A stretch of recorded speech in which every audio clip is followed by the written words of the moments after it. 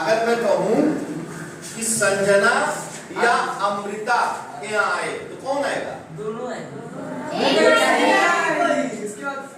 संजना या अमृता यहाँ आए तो कौन आएगा? एक आएगा, एक आएगा, चाहे संजना आएगी चाहे अमृता आएगी। अब समझ गए, अगर हमने किसी को आर से जोड़ा है, आइदर आर से जोड़ा है, नाइदर आर से जोड़ा है, तो वो सिंगुलर होता है। Yes sir, yes sir, understand? Yes sir. और अगर एंड से जोड़ दिया मैंने, प्लूरल एंड अमृता यहाँ आए, अब क्या होगा? प्लूरल हो जाएगा। तो ये सिंगुलर और प्लूरल तुम बढ़िया से समझ गए, ठीक है? ये गलती नहीं करोगे अब? No sir. Very good. Yes sir.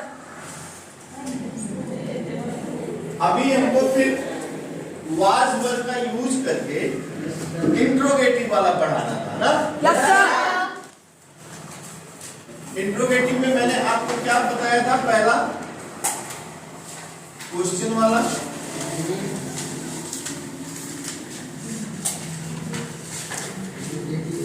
तो उसके नीचे से वहीं से लिखो। जब सिलेबस बदलेगा, टॉपिक बदलेगा, तो अभी तो वाज पर ही चल रहा है। Yes sir. नेक्स्ट वीक से मैं फिर दोबारा कह रहा हूँ, यस सर। इस क्लास में neither I will speak Hindi nor you. Yes sir. Both of us will talk in English only. Yes sir. This way we can increase our English speaking capability and ability we can develop. Okay? Yes, sir. Yes, sir. Very good. So interrogative है, तो पहला हमारा क्या हो गया? Interrogative. पहला कौन सा इंट्रोगेटिव पढ़ाता हूँ? यदि क्या से शुरू हो? यदि वाक्य शुरू हो। ऐसा कोई हिंदी में वाक्य बताओ जो क्या से शुरू हो? नहीं, पास्ट टेंस वाला बताओ। खेलते थे। हाँ, क्या तुम खेलते थे? तो तुम बताओ, क्या तुम खेलती थी? Stand up. क्या तुम खेलती थी?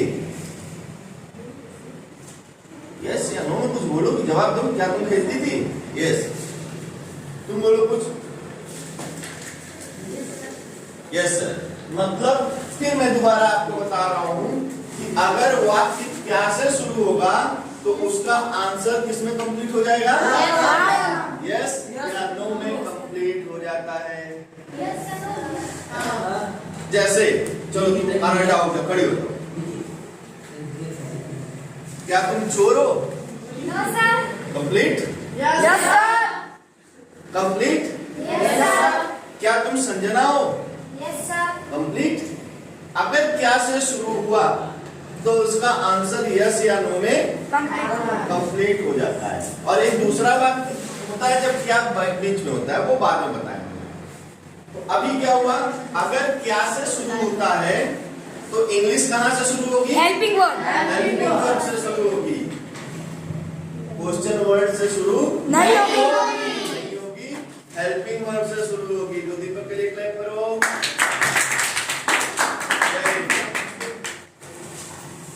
अब जैसे देखना, कैसे हम ऐसे बनाएंगे।